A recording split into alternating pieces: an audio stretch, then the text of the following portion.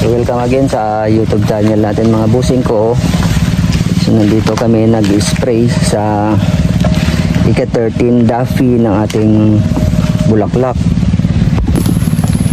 Yan ang itsura ng 13 Daffy natin. Yan. So kakatapos lang ng ulan, huminto kami kasi umulan kanina mga busing. So ngayon medyo huminto na.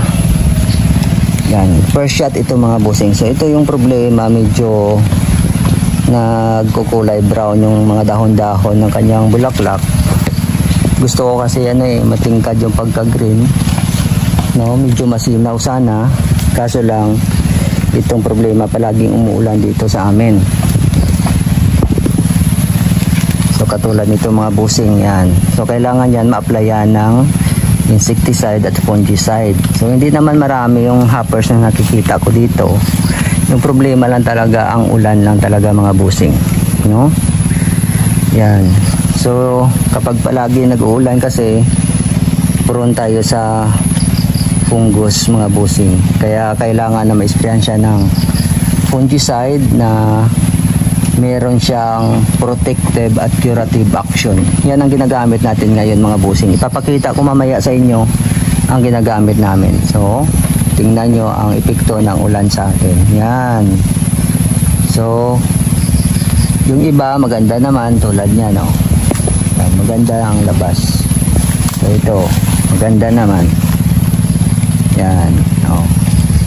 Maganda naman ang kanilang bulaklak, pero yung iba medyo may damage. So ayaw ko ng ganyan. Yan.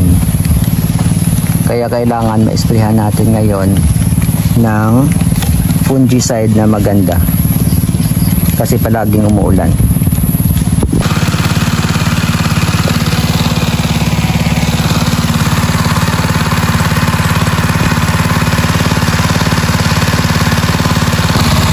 Ayan mga busing, okay na. Medyo okay na ang panahon. So nagpatuloy kami sa pag-spray. Ito yung insecticide natin, no? Alika. Bali yung nilalagay ko dyan ay 60 ml per drum.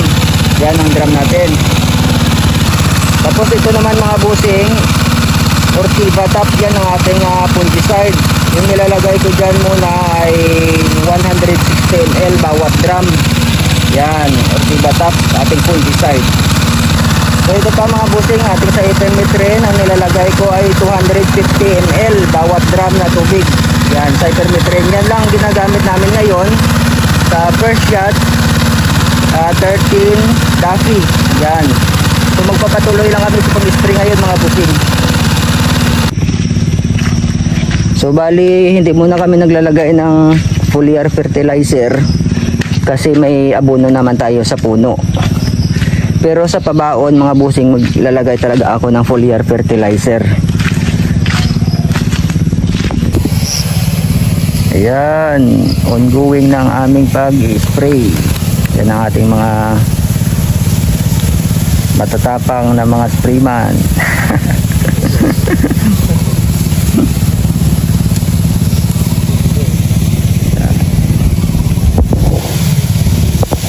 Bulaklak.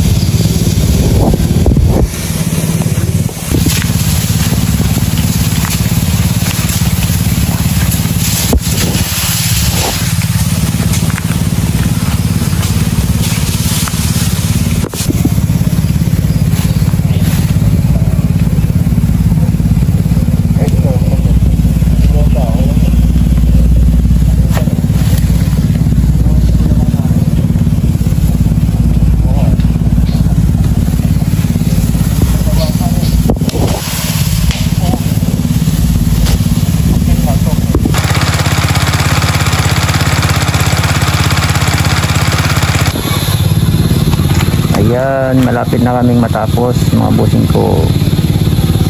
Mga isang drum na lang tapos na to.